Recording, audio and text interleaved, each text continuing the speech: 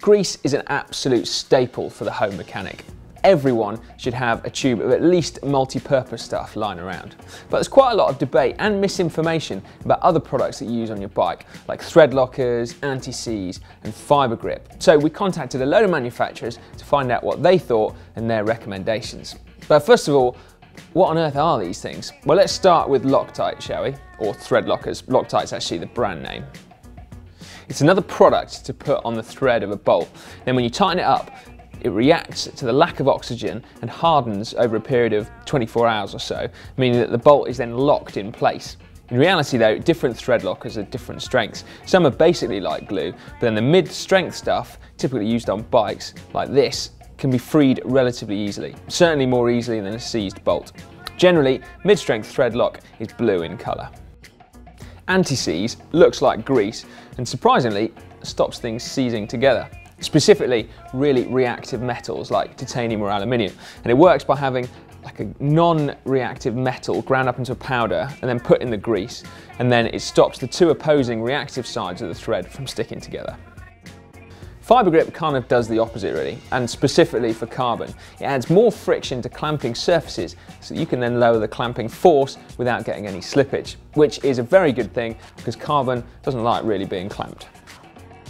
Finally, grease then. It's used in all sorts of things, but as well as protecting lubricating bearings, you can also use it as a kind of anti-seize on the threads of bolts. It lubricates the surfaces and then seals them from the elements. So it is kind of like your go-to guy then. But where and when are we actually going to use all these products? Let's start with the easy one, shall we? Anti-seize. Its uses are fairly limited on bikes, it has to be said.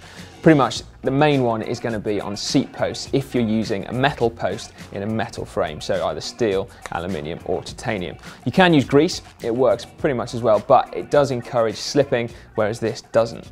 So hence why you would use anti-seize. And that's pretty much it. Fibre grip is another really easy one. Use it on any carbon part that requires clamping in place, even when carbon is being clamped in alloy. So think seat post and frame, and think stem and handlebars. To use it, just apply it to one surface only, so post not frame and bars and not stem. You can actually use it on alloy to alloy as well. It's certainly not going to do any harm. So again, on your handlebars and stem particularly. One place you shouldn't use it though is on your steerer tube, because the particles in the gel can actually increase wear on it over time, which we really don't want. But otherwise, in a nutshell, that's your fibre grip. Thread locker is great for bolts that you really don't want to come loose, particularly those actually that you can't tighten properly or those that are subject to vibrations. It's essentially a safety mechanism, so you tend to find it on places like your disc brake rotor bolts, the brake caliper bolts. A lot of manufacturers recommend that you should have it on your stem bolts, Trek for one, and then also you might find it useful on your rear derailleur hanger as well, where they tend to come undone quite a lot as well. In terms of bolts that you can't really tighten, think about your mech adjustment bolts, the high and low screws there. Put a dab of Loctite on and then they're not going to come out of whack. What about places you can't use it though? Well, avoid titanium or aluminium bolts, which are so prone to seizing, you probably don't want to add anything else in. As a general rule, we'd say actually that you probably shouldn't use Loctite on anywhere that you don't have to use it. In that case, grease is tending to be much better. Now, one place that certain manufacturers also recommend putting Loctite is on the bottom bracket cups. Now, press fit bottom brackets are often prone to creaking, particularly in carbon frames, and using a holding compound like a Loctite could potentially glue the cups in place and stop those creaking noises. It's a pretty extreme solution, and we certainly would say don't do anything without talking to the manufacturer of your frame first, because you could well void the warranty. But if you've got a creaky bottom bracket, I appreciate you're going to be doing anything you possibly can to silence it. So everything else needs grease, right? Well, pretty much, but not completely. There is a slight problem that occasionally crops up when it comes to torque ratings. Now, some manufacturers specify that a bolt should be torqued dry and others should be torqued when they're greased up. The difference is minimal, but when you grease a bolt, you effectively decrease the friction on it and therefore increase the relative clamping forces. So you should always pay attention to the manufacturer's instructions. In terms of where needs greasing, make sure you've got grease on your pedal axles so they don't get seized. Also on your chainring bolts to stop them potentially creaking, crank bolts, and if you've got an older style threaded bottom bracket, then make sure that's greased up as well. Away from your actual bike, cleat bolts are really contentious.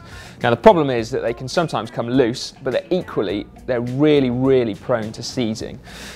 Now we'd recommend using a threadlock, typically a mid-strength one like a blue one, because although it seizes the bolt in effectively, it's a controlled seize, whereas what you want to avoid is that uncontrolled metallic seizing that you then can't get undone, you strip your bolt, and then you have to drill the cleat out. We've all been there, at least I have, several times. Now, if you are concerned about being able to get the cleat off again, then just use grease, but do keep an eye on bolt tightness. Right, anti-seize on metal to metal contact like titanium or aluminium. Loctite, specifically on disc brake bolts, possibly also your mech adjustment bolts and also your cleat bolts. Fiber grip, specifically on carbon that needs to be clamped, so your seat post and your handlebars. And finally, grease for pretty much everything else.